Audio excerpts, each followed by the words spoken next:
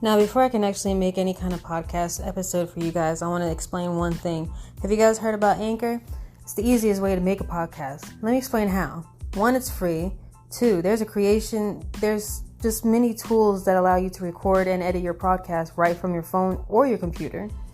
And it'll distribute your podcast for you so it can be heard on Spotify, Apple Podcasts, and other things like iTunes and such. You can make more money from your podcast regardless on how much you have already. So it's like extra money. Hello, who doesn't like free money? And then, it's everything you need to make a podcast all in one spot. So whenever you can, just download the free Anchor app at, your iTunes store, your Apple store, or your Google Play store, or go to anchor.fm to get started. Thanks, y'all.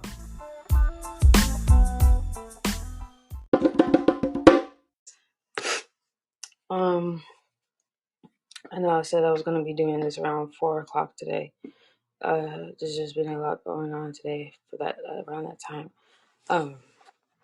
But I am here and I am ready to see what the surprise is with Miss Marilla. So,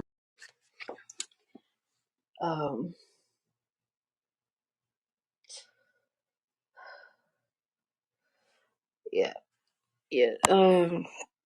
Sorry, excuse me.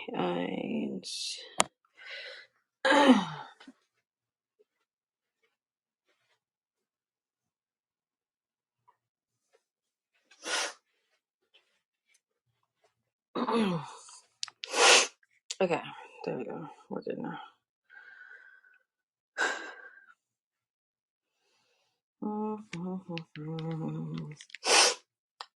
Okay. This there. This moves there, so I can have enough room. Yes. Hello, Pearl. You're coming in right on time. Okay. Let me go ahead and reset my mind. So today we're doing. Oh, excuse me. What it is? You are listening to Storytime with Izzii. That's me.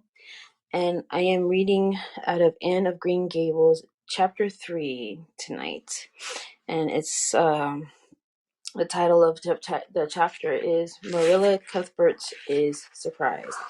Now, the first one, it said Mrs. Rachel Lynde is surprised.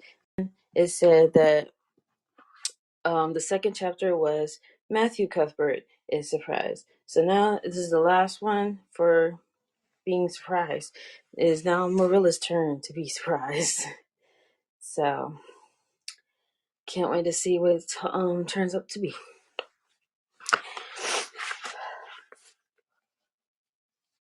Sorry. Chapter 3, Marilla Cuthbert is surprised.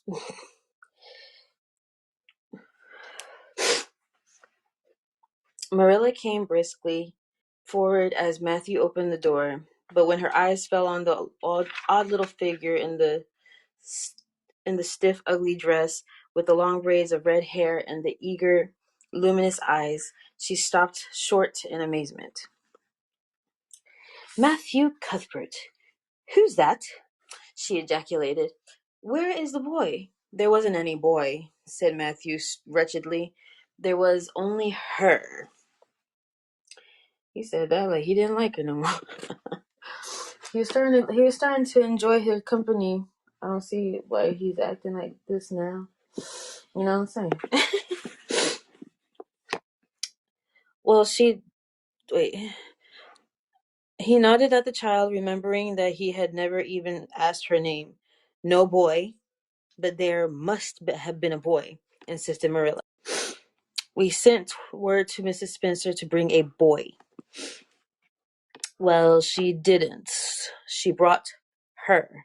I asked the station master, and I had to bring her home. She couldn't be left alone, no matter where the mistake had come in. Excuse me, sorry.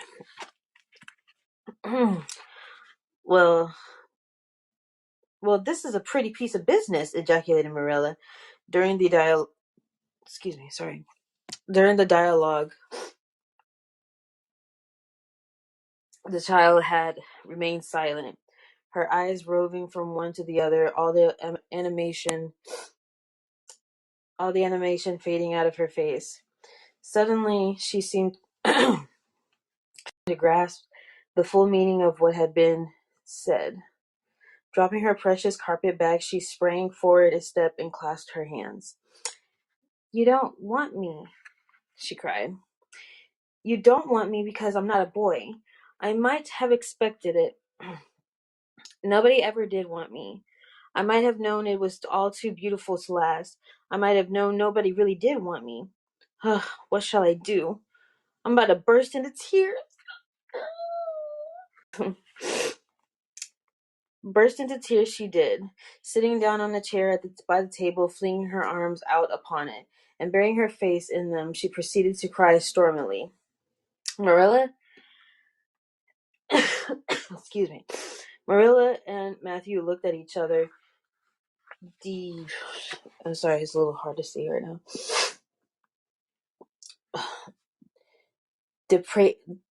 Deprecatingly across the stove. Neither of them knew what to say or do. Finally, Marilla stepped lamely into the breach. Well, there's no need to cry so about it. Yes, there is need. The child raised her head quickly, revealing a tear-stained face and trembling lips. You would cry too. If you were an orphan and had to come to a place you thought was going to be a home and found that they didn't want you because you weren't a boy. This is the most tragical thing that ever happened to me. Well, don't cry anymore. We're not going to turn you out of doors tonight. You'll have to stay here until we investigate this affair. What's your name? The child hesitated for a moment. Will you please call me Cordelia? She said eagerly. Call you Cordelia? Is that your name? No. It's not exactly my name, but I would love to be called Cordelia. It's such a perfectly elegant name. I don't know what on earth you mean. If Cordelia isn't your name, what is? Anne Shirley reluctantly altered forth the owner of that name. But oh, please do call me Cordelia. It can't matter much to you what you call me if I'm only going to be here a little while, can it? And Anne is such an unromantic name. Unromantic fiddlesticks, said the unsympathetic Marilla. Anne is a really good, plain, sensible name. You've no need to be ashamed of it. I'm not ashamed of it, explained Anne. Only I like Cordelia better. I've always imagined that my name was Cordelia. At least I always have of late years. When I was young, I used to imagine it was Geraldine. Cordelia better now. But if you call me Anne, please call me Anne spelled with an E. What difference does it make how it's spelled? Asked Marilla, with another rusty smile as she picked up the teapot. Excuse me. It makes such a difference. It looks so much nicer. When you hear a name pronounced, can't you always see it in your mind just as if it was printed out? I can. And ANN looks dreadful, but ANNE looks so much more distinguished. If you'll only call me spelled with an E, I shall try to reconcile myself to not being called Cordelia. Very well then, Anne, spelled with an E. Can you tell us how the mistake came to be made? We sent word to Mrs. Spencer to bring us a boy. Were there no boys at the asylum? Oh, yes, there was an abundance of them. But Mrs. Spencer said distinctly that you wanted a girl about 11 years old, and the matron said she thought I would do. You don't know how delighted I was. I couldn't sleep all night for joy.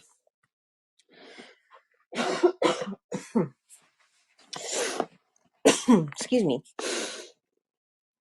Ugh, she added reproachfully, turning to Matthew. Why didn't you tell me at the station that you didn't want me and leave me there? If I hadn't seen the white way of delight and the lake of shining waters, it wouldn't be so hard. What on earth does she mean? Demanded Marilla, staring at Matthew. She's just referring to some conversation we had on the road, said Matthew hastily. I'm going out to put the mare in, Marilla. Have tea ready when I come back. Did Mrs. Spencer bring anybody over besides you? Continued Marilla when Matthew had gone out. She brought Lily Jones for herself. Lily is only 5 years old and she's very beautiful. She has nut brown hair. If I was very beautiful and had nut brown hair, would you keep me? No. We want a boy to help Matthew on the farm. A girl would be of no use to us. Excuse me. Take off your hat. I'll lay it in your bag on the hall table. Anne took off her hat meekly. Matthew came back presently, and they sat down to supper. But Anne could not eat. In vain she nibbled at the bread and butter and pecked at the crabbed apple preserve out of the little scalloped glass dish by her plate. She did not really make any headway at all. You're not eating anything, said Marilla sharply, eyeing her as if it were a serious shortcoming. Anne sighed. I can't. I'm in the depths of despair. Can you eat when you are in the depths of despair? I've never been in the depths of despair, so I can't say, responded Marilla. Weren't you? Well, excuse me. Well, did you ever try to imagine you were in the depths of despair? No, I didn't. Then I don't think you can understand what it's like. It's a very uncomfortable feeling indeed. When you try to eat a lump comes right up in your throat and you can't swallow anything. Not even if it was a chocolate caramel. Caramel, sorry. I had one chocolate caramel once 2 years ago and it was simply delicious. I've often dreamed since then that I had a lot of chocolate caramels. But I always wake up or just when I'm going to eat them. I do hope you won't be offended because I can't eat. Everything is extremely nice, but still I cannot eat. I guess she's tired, said Matthew, who hadn't spoken since his return from the barn. Best put her to bed, Marilla. Marilla had been wondering why Anne should be put to bed. She had prepared a couch in the kitchen chamber for the desired and expected boy. But although it was neat and clean, it did not seem quite the thing to put a girl there somehow. But the spare room was out of the question for such a stray waif. So there remained only the East Gable room. Marilla lighted a candle and told Anne to follow her, which Anne spiritlessly did, taking her hat and carpet bag from the hall table as she passed. The hall was fearsomely clean. The little gable chamber in which she presently found herself seemed still cleaner. Marilla set the candle on a three-legged, three-cornered chair or table and turned down the bedcloths. Excuse me. Bedclothes, meant.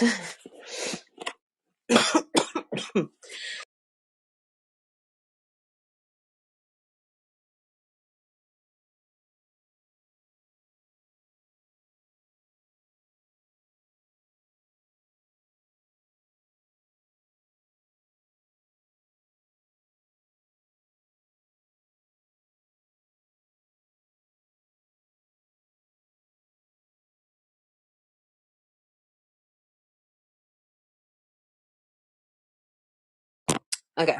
Here we go.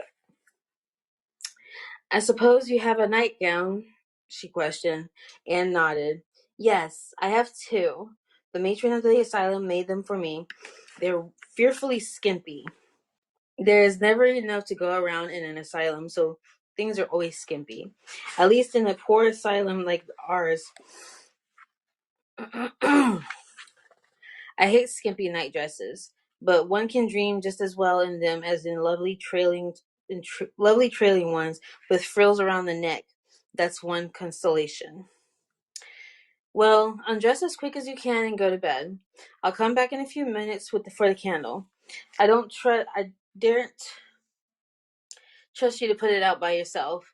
You're likely to set the place on fire.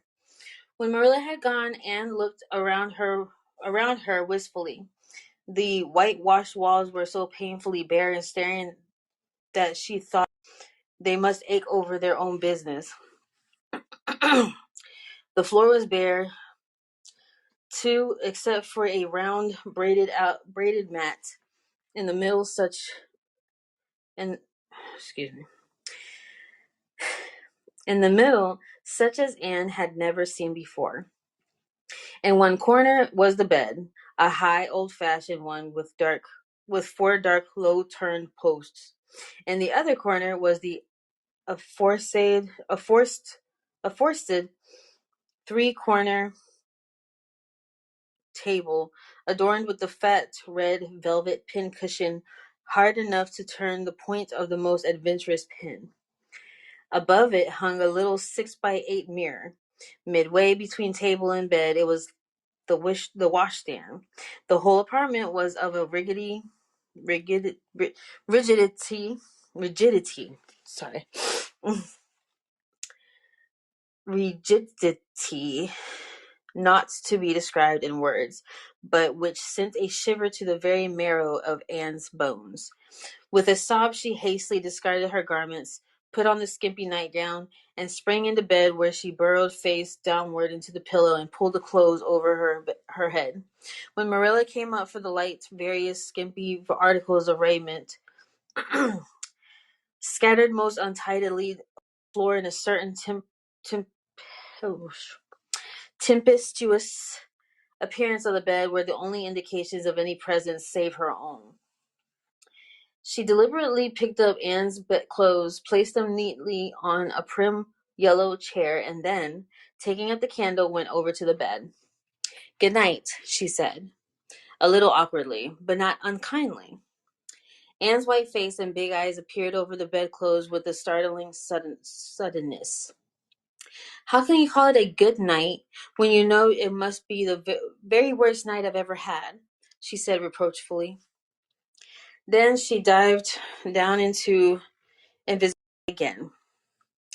Marilla went slowly down to the kitchen and proceeded to wash the supper dishes. Excuse me.